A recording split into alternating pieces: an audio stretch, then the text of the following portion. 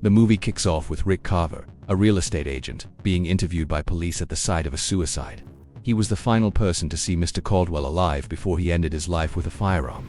Despite how serious the scene is, Rick seems indifferent, taking business calls in front of the cops. Mr. Carver, yeah, give me a second. After finishing the call, Rick tells them that Caldwell saw him, turned around, went into his house, and shot himself. Though it may seem shady, it isn't all that shocking. Rick is hired by banks to handle evictions, and Caldwell was just another homeowner about to be thrown out. Rather than go through with losing his home, Caldwell took his own life. So what official report can possibly summarize the bitter madness of all this? Rick, however, is cold as ice while recalling the incident, showing that he's heartless and calculating. We then meet Dennis Nash, a blue-collar construction worker and single dad struggling to stay afloat. He's neck-deep in debt, owing the bank nearly $80,000, and is on the verge of losing his home. His family faces eviction. Desperate, he heads to court with his son Connor, hoping to get some mercy, but the judge gives him only a 30-day extension. The bank can find a buyer in 30 days. Did you miss 3 payments? Dennis pleads for more time, but the court doesn't care. A cop walks him out. Frustrated and beaten down, Dennis goes home, the burden weighing heavy on him. Still, he tries to comfort Connor. We won't lose the house. How do you know? Even Dennis doesn't believe it. That night, Dennis scours job ads, makes tons of calls, reaches out to everyone he knows, but nothing sticks. The rejections mount, fueling his anxiety and despair. Things are so bleak, he'd sell Spider-Man pics to J. Jonah Jameson if he could. The next day it gets worse. Sheriffs, with Rick Carver in tow, arrive at Dennis's house. The bank has taken ownership. They must leave now. Dennis protests, citing the judge's 30 days, but Rick hands over a signed order canceling it out. Time's up, you've got to go. Rick also reveals that the bank had offered $3,500 in cash for keys if they left early. They refused, so now they're out immediately. Dennis and his mom, Lynn, refuse to comply, triggering a heated standoff. Police warn they'll be arrested if they resist. Lynn yells they're trespassing. An officer replies, "No ma'am, you are. The house belongs to the bank." Left without options, Dennis and Lynn start packing. They grab what they can before being booted out. Then Connor comes home from school only to find chaos. He tries to head to his room, but Dennis stops him. "We can't stay here anymore, but I just want to go to my room." Connor is crushed. Their life is unraveling. They say goodbye to neighbors and check into a crumbling motel. Just for a few nights, Dennis says. That night, he keeps trying to find work, desperate for a gig, even plumbing, anything. But no one will hire him. Things are spiraling. Dennis dials number after number, desperately searching for any kind of work. He even pitches himself for plumbing gigs, but no one bites. Low-skilled jobs, part-time, anything, I'll take it, he pleads. That evening, Lynn suggests they relocate to Tampa to stay with Dennis's uncle, but he refuses. He doesn't want to rip Connor away from his school or friends. Clinging to hope, Dennis gets up the next morning determined to find something later. He gets into a heated back and forth with a crew of movers, accusing them of stealing his construction tools. Again with the tools. "You don't even have a home," one sneers. As things escalate, Rick Carver shows up, curious about the noise. Dennis explains, but Rick soon takes a phone call and turns to leave. "You've got to be kidding me," Dennis mutters. Before walking off, Rick pauses and asks, "Still looking for work?" Recalling Dennis's construction skills, Rick offers him a basic $50 task. Eager for cash, Dennis agrees and hops into Rick's truck. They arrive at a repossessed property ravaged by sewage overflow. The odor is revolting. Most workers refuse to even go inside. Spotting an opening, Dennis counters, "I'll do it for $250. Rick nods. Dennis steps in and immediately recoils. The smell and filth make him gag. He stumbles out, vomiting. The crew laughs, but Dennis doesn't back down. Instead, he buys them drinks and offers fair pay if they help. Eventually, they agree. Rick, noticing Dennis's grit, begins to respect him. "All right, let's get to it," he says. After finishing the nasty job, Dennis returns to the motel with the cash. Lynn, grateful and relieved, sees a glimmer of hope. They enjoy a rare moment of peace. The following day, Rick calls Dennis to his massive estate to fix an AC unit. Dennis is stunned by Rick's lavish home, fancy rides, an attractive wife, but non-stop angry calls reveal Rick's made plenty of enemies. When Dennis finishes the job, Rick takes him for a drive and unexpectedly offers him a higher-paying position. "You know who I am, a guy who owns a hell of a lot of homes."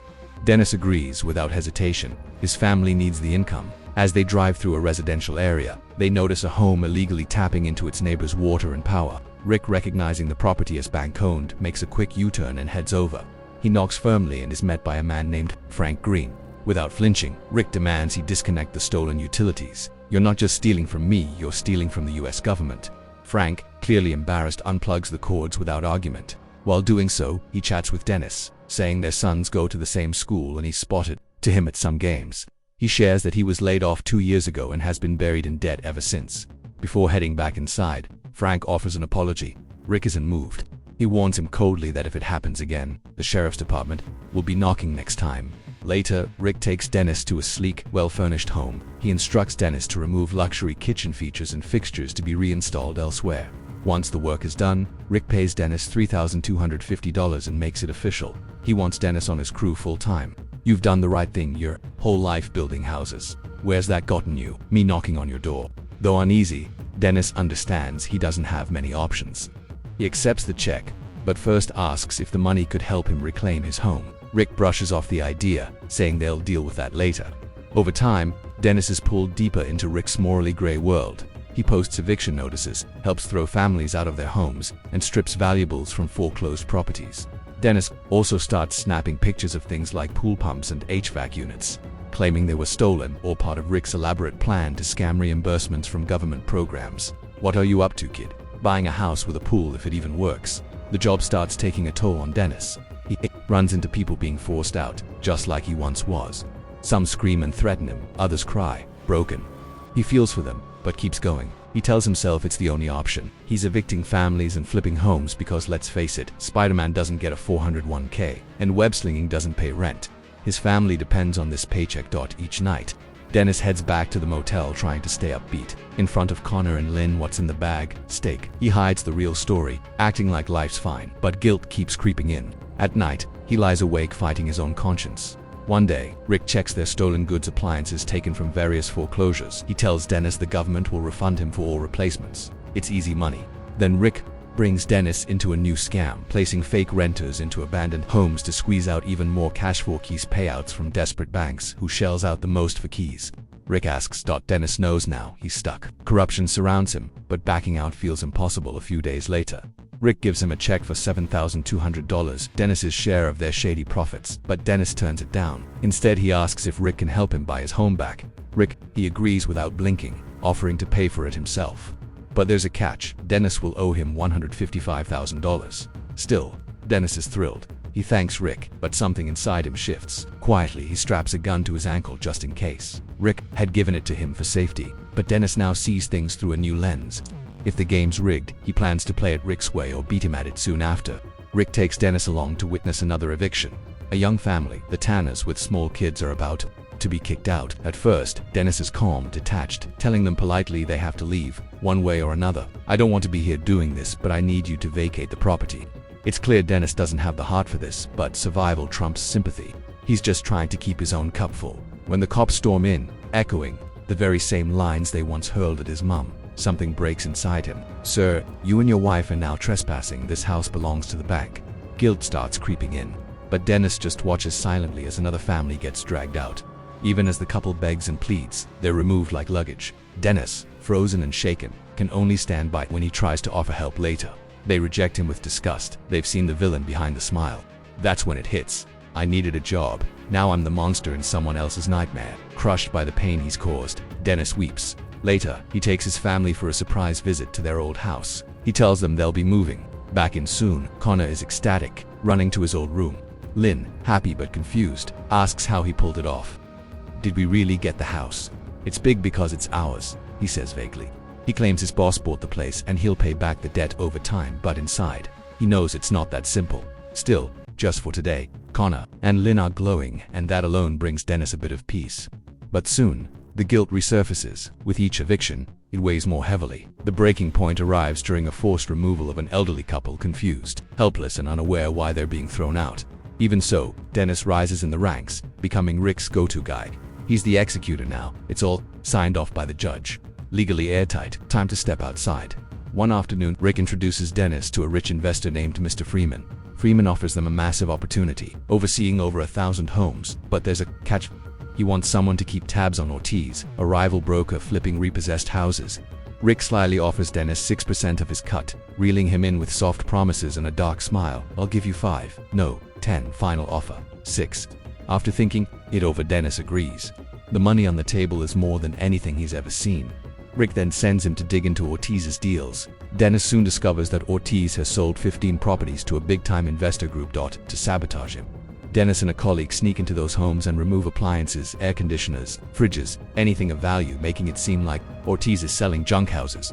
The next day is Connor's birthday. The family celebrates at a hotel, but the past crashes the party. A man Dennis evicted before spots him and storms over, furious. Dennis stays calm at first, but the man keeps shouting, accusing him of destroying his life. "You took my home. You ruined everything." It quickly turns into a physical fight. Lynn and Connor are terrified as Dennis yells at them to leave. "Just go to your rooms."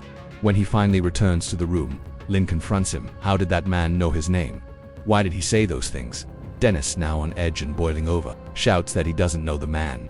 "You think I know every damn person I evict?" His family is crushed by his outburst. Dennis starts to see how far he's fallen, no longer in control, swallowed by a machine. So he runs back to Rick once more. Later, Dennis is at a meeting with Rick and a slick businessman named Kahan. They talk about the Ortiz sabotage, how the deal tanked because buyers backed out after discovering stolen appliances. Exactly what Rick intended. He now promises to replace all the stolen appliances free of charge, but only if the buyers cut ties with Ortiz and go through him. Kahana, realizing the huge upside, agrees to the new deal. However, all properties must be cleared within 30 days. Rick and Dennis exchange grins, knowing they've crushed the competition. Hosts an extravagant party at his mansion, packed with booze, music, and high-profile guests. Liquor next to a pool while pretending you're still a decent human being as the night winds down. Rick and Dennis relax poolside. Rick is cheerful, basking in their win. Dennis, however, is tipsy and weighed down with guilt. All he can think about is getting his family out of that motel. Rick shrugs it off, saying it'll only be a few more weeks. But Dennis snaps he's done waiting. "I got to get out of that motel now," trying to calm him down. Rick reminds Dennis that he now has enough cash to buy any house, even two if he wants. "There's plenty of homes in the sea," Rick jokes. Dennis takes those words seriously. The very next day he impulsively buys a fancy mansion he had been eyeing and brings his family there for a surprise. But instead of joy, he's met with shock. Lynn and Connor are upset. Lynn calls him out for evicting the previous family just so they could move in. "This is someone else's house. I want our home," she says bitterly. She finally sees what Dennis has become, a man wrecking families to fix his own. Disgusted, she says she'd rather leave town and stay with her brother than live off others' suffering. Dennis, crushed, begs her not to go, but she ignores him and picks up the phone. The next morning, Rick summons Dennis to his office and hands him a sealed file. It's a fake motion targeting Frank Green, the man using his neighbor's utilities to survive. The original notice was never filed years ago. If Frank wins in court, their business crumbles. Rick orders Dennis to file the forged paper by 9:45 a.m. sharp. This would guarantee Frank loses his home. Dennis heads to the courthouse and sees Frank standing beside his wife and kids. They seem optimistic as they head into court, believing they have a solid shot at winning. But Dennis is overwhelmed with guilt. He rushes into a bathroom, trying to steady his breath. Meanwhile, Rick keeps texting, demanding answers. "Where's the doc?" Finally, Rick calls him directly, voice cold and threatening. If Dennis doesn't submit that paper, he's a dead man torn between morals and fear. Dennis knows handing it over will ruin Frank's life, but Rick's threat keeps replaying in his mind. Unable to resist the pressure, Dennis submits the forged motion. "Is that it?" the clerk asks. Soon after, the judge rules against Frank, stripping him of his home. Frank begins pleading in desperation, tears in his eyes, begging the court for mercy. "I've got kids, a family," but his cries echo into silence. Another family destroyed by Dennis's rise. That fancy mansion better have thick walls because guilt's about to scream later. Dennis returns to his new home, but it's completely empty. Lynn and Connor are gone. They've left for Tampa. The truth crashes down on him. Alone and broken, Dennis grabs a bottle and drinks himself into a stupor, eventually passing out on the floor. The next morning, he's jolted awake by his phone. Rick's already outside the door. "Let's go." Frank Green's eviction were late. Still emotionally wrecked, Dennis stumbles into Rick's car and they drive to the neighborhood. But something feels off. Police cars line the street. Neighbors are out watching. "Go see what's up. I've got 2 more stops today," Rick mutters. The police inform them that Frank's been acting erratically. His wife called them in. Fear they believe Frank has a weapon and is unstable. The tension in the air is heavy. Suddenly, Frank begins yelling from inside. "This is my house. You're trespassing. Put the gun down." An officer shouts, "Sir, drop the weapon now." Dennis watches in horror as the standoff escalates. Seconds later, Frank storms outside, gripping a gun in his trembling hands. He's shouting, voice cracking with rage, claiming the courts robbed him blind. He says the game is rigged, designed to break honest folks. His eyes burn with desperation. It's no longer just anger, it's pain, betrayal, and hopelessness all rolled into one. Fear becomes fury. Fury becomes chaos. Frank is about to explode. Dennis watches frozen. He knows why Frank's here. It all started with that forged document. A document Dennis filed. The one that destroyed Frank's chance in court. And now all of this is on him. His heart pounds. His conscience screams. He glances at Rick, standing cool as ice behind. A squad car, untouched by guilt.